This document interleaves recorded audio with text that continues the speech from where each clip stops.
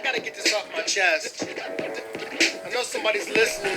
Good evening, everyone! Welcome back once again to Vicious Rants. Of course, I'm your host, your YouTube messiah, and often imitated, never duplicated superstar team, Vicious, and going over Raw this week, it was in the ThunderDome. Still hasn't gotten old yet. It's just on how I picture Vince pitching the idea for the name. And we'll call it the ThunderDome.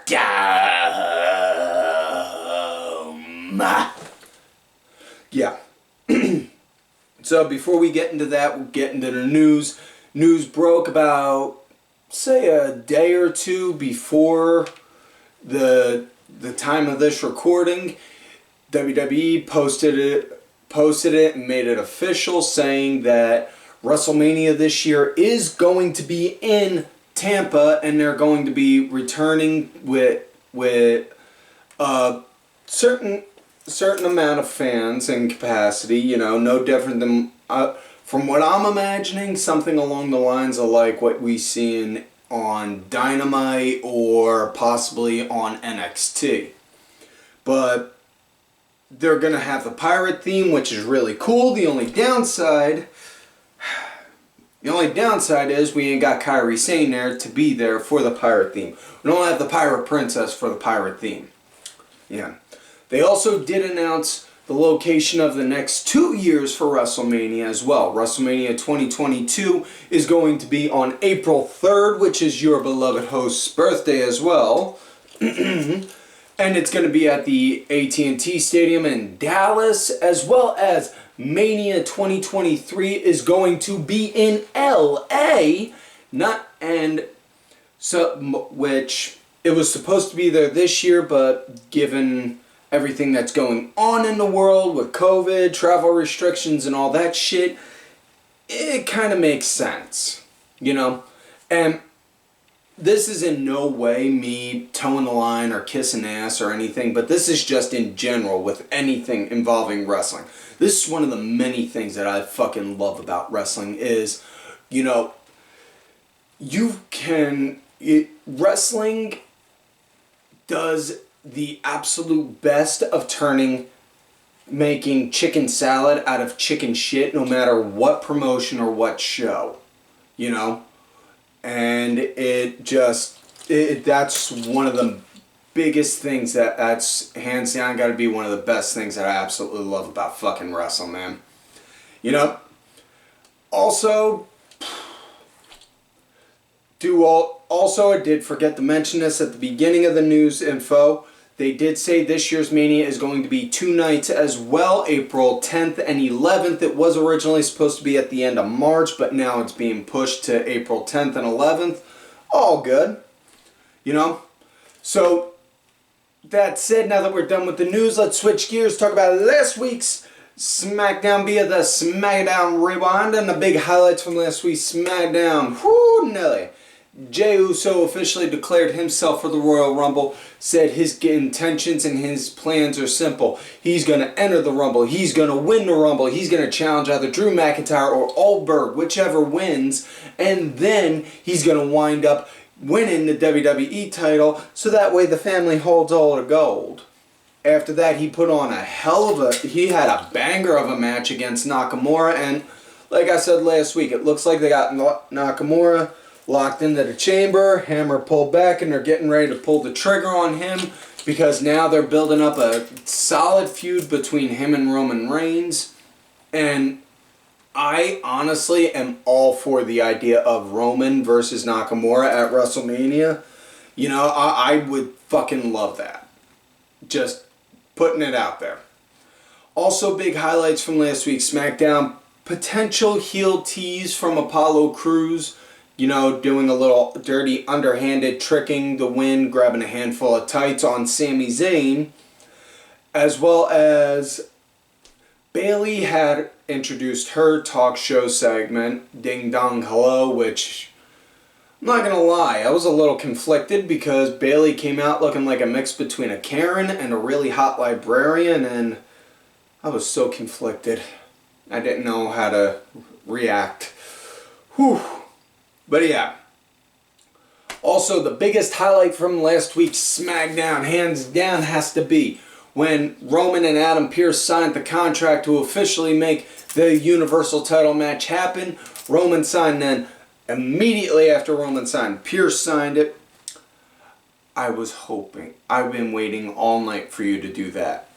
Got up, walked out. As he walked out, grabbed his knee. You know on how it is, right, big guy? Right on how it is, right, Roman? You know, old nagging injuries. Well, don't worry.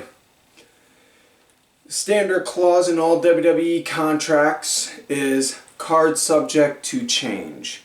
So, in the event I'm not medically cleared, I have somebody on standby who is more than capable of filling in for me.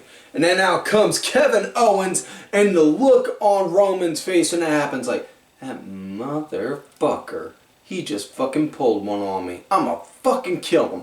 That look Roman had, I fucking loved it. That was just way cool. So yeah, that was all the big highlights from last week's SmackDown. Now let's get into this week's show. It starts off with Randy talking about on how he was brutalized and burnt by Alexa Bliss from that fireball last week, and he's wearing this protective burn mask, and you know, you can see his nose is all big and swollen. You can see burn marks underneath. You know, some people were calling bullshit on it. Man, here's the thing. It's fucking wrestling. We know what it is. Can you stop fucking saying, oh, this is bullshit? That's like saying when Alexa Bliss doused herself with gasoline. Oh, it wasn't really gasoline. Really? Really? I would have never guessed that. Sit and spin, fucker. Let the people enjoy the show. And not only that, I've seen people, I've seen people that have had burns like that. Yeah, it was a first degree flash burn. That kind of shit would fucking happen like that. So heaven forbid they put a little effect in there to make it look a sense of real. You want a question on if it looks real or not? Look up first degree burns. Look up facial burns. Look up that kind of shit. Quick, just, you know, that's like saying that, oh, well, that blood in that movie didn't look real. No fucking duh. It's corn syrup and food coloring. Ugh. Either way. Randy's going on talking about on how he showed compassion to Alexa by not setting her on fire. And in return, she did what she did to him. She threw a fireball at him. And now he can't sleep. Every time he closes his eyes, all he sees is that flame coming right at his face. He is burned. He feels horrified or not horrified, but he feels pain from it constantly. He feels nothing but pain, and the voices in his head get louder now than they've ever been, and now he just wants to inflict pain on everyone else. And this is perfect fucking storytelling right here, because now you're having very much so almost in the same essence as Kane, where he is so hurt that he wants to inflict the pain he's feeling onto other people. And that's just fucking beautiful right there. You know, now, and I'm not gonna lie, I got some fucking serious Lucha Underground vibes on this shit. You know, and not just because of the mask Randy was wearing, but just the presentation and the cinematography of the way that this little skit was done. It was just holy fuck. Yeah, it was that damn good. So now we go to the first match of the night. Charlotte Flair against Peyton Royce. Excuse me. And this comes to be, and they show Lacey Evans walking with Ric Flair into the building, and again, Lacey Evans, Ric Flair. I could have had a fucking chance. God fuck it. I could have had a chance. God damn it. Damn. Yeah. And then Charlotte, she has a little interview before she comes out, talking about on how Or no, she didn't have an interview. I'm sorry, I'm thinking later in the show. Charlotte comes out, and then Peyton Royce actually sneaks her before the match even starts. She sneaks her, and then they cut the commercial, they come back, then they get the going, and Charlotte is just straight up whooping Peyton senseless. And it's just, oh damn. She's giving Peyton that ass whooping she wanted to give Lacey. Damn. And eventually, partway through the match, Rick comes out and then brings Lacey Evans out, also who is in a Ric Flair robe, and just holy shit, huh? So yeah, and then now, not gonna lie. After the second break, it kind of got the match felt a little sloppy, like you could see some spots didn't necessarily click, like Charlotte was trying to put Peyton's leg up on the rope and kept seeing the leg drop down. Pick it up. It almost looked like that one skip from Reanimator to where eventually it was, whoom. Yeah. But all in all, it was a pretty decent match. Match came to an end. Charlotte got the win with a figure 8. That was it. Next up, we got Xavier Woods going against Mace from Retribution, which, if anyone with good memory knows, Mace is Dio Madden. And honestly, my one regret with this match is that Mace is being known as Mace and not Dio, just because of the fact I could just picture Xavier Woods right now yelling like Joseph Joestar, yelling Dio from JoJo's Bizarre Adventures. If you've never watched that anime, I highly recommend it. Either way, it was a pretty decent match. Mace just pretty much was powered over Woods through it. That was pretty much on how the match entirely went. Mace got the win doing that, had him up in a fireman's carry, spun him around for a minute, and then dropped him down for a slam. Yeah. Now, they did show an interesting promo that Ali even put out on Twitter earlier in the day, saying that he was looking to break Kofi because since Kofi's out of action with a broken jaw, he's going to destroy what makes him happy, which is his friend at the moment, Woods, because Ali still feels a little gutted that Kofi took his spot at the Elimination Chamber from last year, which, I'm not gonna lie, that story's just fucking sitting there like, holy shit, we could fucking use that. I'm not even gonna lie, I fucking forgot all about that. I mean, goddamn. That was good. Next up, we got women's action. Mandy Rose, good Lord Almighty, going against Shayna Baszler.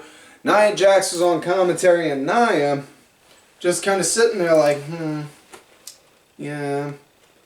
Like, she really was not interested in Shayna at all, which honestly works to that team's dynamic beautifully, because they have even said plenty of times, we didn't like each other when we were champions. What makes you think we like each other now?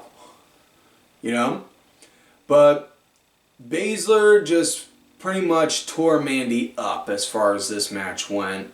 And Shayna, she got the win doing the Karabuta clutch.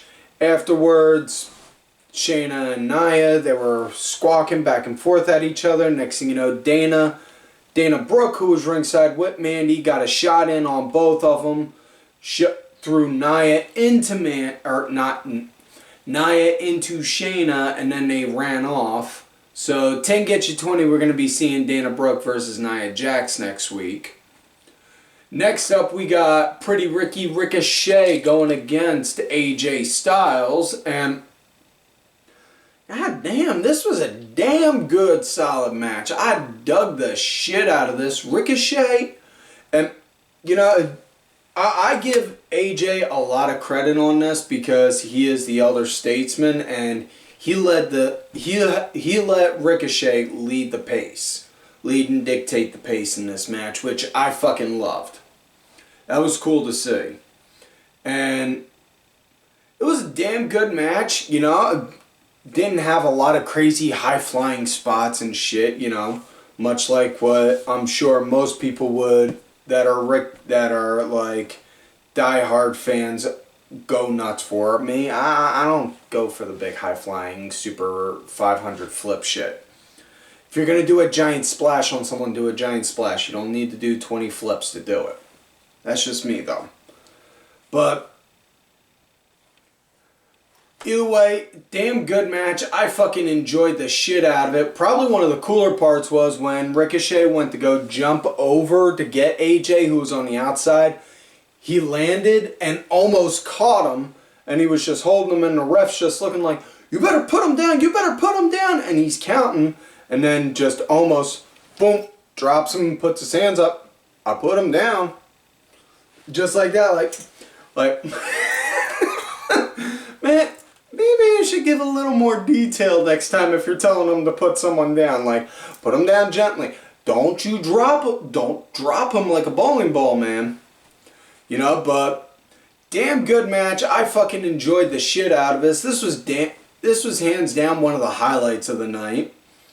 Match came to an end when AJ, he had a Styles Clash, and how he came to it was fucking beautiful.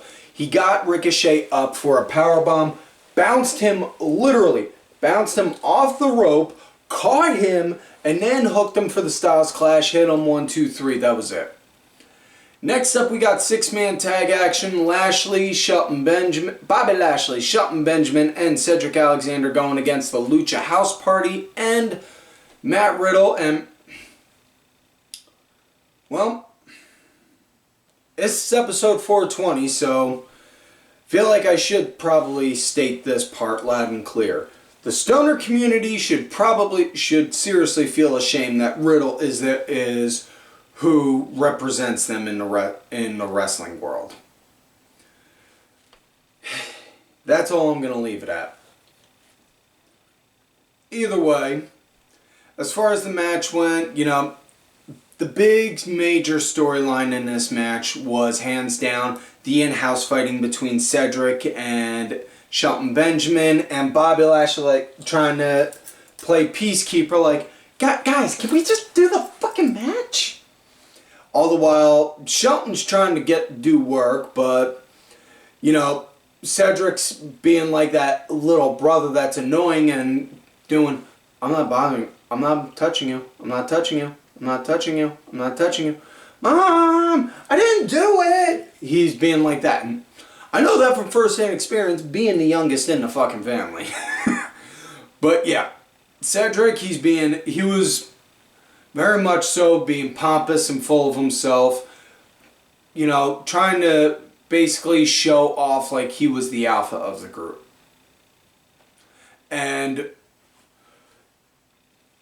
Lance Dorado, he wound up being a punching bag for a bit until Riddle got the hot tag in. And then after that, they started working for a bit. Grand Metalik eventually came in, and match eventually came to an end when Lashley and Benjamin, they kept arguing with each other, and then Lashley tagged himself in, said, you two sit back, watch how it's done. Speared Grand Metalik, and then popped him into full Nelson and ragdolled him until he tapped. Now, honestly, the way they're building it up, it really does look like they're building to make Bobby Lashley be a key dominant person in the Rumble, which, all for. Next up match we got is Jeff Hardy against fucking Gunner Jackson Ryker. I don't drink. Gotta keep reminding myself anytime I see this. Fuck, I don't drink. Oh, God, where do I start with I'm not I'm not gonna bother to break down the match. It's a fucking Gunner match. Do I need to explain it any further? It came to an end in a DQ because Jeff was going up for a swanton and then Elias knocked Jeff off the top and the ref saw it. And, ugh, fuck Gunner. That's all I got to say about that. So now we come to main event of the night. Asuka, my future third ex-wife, against Little Miss Bliss, Alexa Bliss, and oh damn, this was a damn good match. Really good match, you know. During the match, Bliss, she was smiling and looked like she was smiling and enjoying and having a really good time getting the crap kicked out of her like she was whack. Oh. And then a lot of people were all up in arms because they're like, whoa, wait, what? Because the lights went out, and then as the lights were going out and it was the part, then they cut the commercial and everyone's like, oh, wait, that was a horrible time to go to commercial. Next thing you know, they come back from commercial, you just see Bliss there with the resting bitch face, black lipstick on, complete change of attire, and just emotionless. Like she transformed into the Fiend, like she was just cold and calculative. Like, not calculative, but cold, empty, and just wanting to inflict pain. And Asuka is like, huh? What the hell? And you can see at one point Bliss was trying to go for a mandible claw, but man, it was... But yeah, the best way I could describe that transformation she had was it was very much so almost Fiend-like. That's the best I can say. It came to an end though when Alexa did hit Sister Abigail, I should say, on Asuka, getting the 1, 2, 3. That was it. So I could be wrong here, and feel free to say it in the comments down below if I am. But I think Alexa is the first woman outside of Charlotte to actually get a pinfall victory over Asuka. Oh, no. Charlotte and Becky. Charlotte and Becky Lynch both have pinfall victories over Asuka. Everyone else who's gotten victories over her were from countouts, DQs, or tag matches where her tag partner got the loss. But, yeah. So, nifty little thing for a trivia night. So with that said, folks, that is it for this week's show. So, please, don't forget to like the video, subscribe to the channel, go back, watch some of the other episodes if you can. Look for me on the Twitter, Tim Vicious. Also on that Facebook gimmick, Tim Ash. If you're going to look for me on my Facebook gimmick, let me know you found me on there from here. Or my Twitter, Tim Vicious. I don't think I creep John going. Big thank you to executive producer Ollie Ray Ben, who did provide the music for this week's show. Make sure y'all check it out. It's on iTunes, Spotify, YouTube, SoundCloud, all that good shit. Details are down below. Also, thank you to contributor of the show, LFC Lingerie Fighting Championship. There are a little bit of wrestling, a little bit of men, a whole lot of attractive women. We're in a little bit of nothing. Also, folks, don't forget to follow these cool ass guys right out on that Twitter. Awesome Mulligan, Kenny Killer, DSB_IV, Diabolica RA, and Sergeant Curry's Pants. And folks, like I always tell you, you love me great, you hate me. Fuck yes.